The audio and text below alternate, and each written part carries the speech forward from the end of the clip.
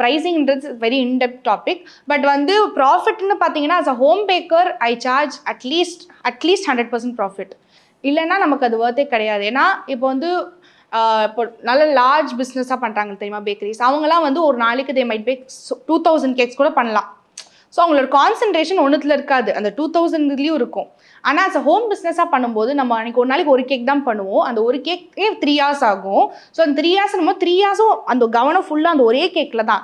So ஆப்வியஸாக home பேக்கர்ஸ்க்கு price அதிகமாக தான் இருக்கும். நீங்கள் நோட்டீஸ் பண்ணிங்கன்னா சாதாரண பேக்கரியில் எவ்வளோனா டபுள் ட்ரிபிள் கூட இருக்கலாம் ஹோம் பேக்கர். பிகாஸ் அங்கே யூஸ் பண்ணுற அதுக்கு நான் மற்ற பேக்கரிஸ் குவாலிட்டி இன்க்ரீடியன்ஸ் யூஸ் பண்ணல அப்படின்னு சொல்லலை. It's just the man power and time consumption and skills. இப்போ பேக்கரினா ஒரு மாதிரி ஈவனாக சில பேர் இது பண்ணுவாங்கல்ல, ஆனால் நம்ம வந்து என்ன கஸ்டமைஸ்டாக பண்ணுறோம்.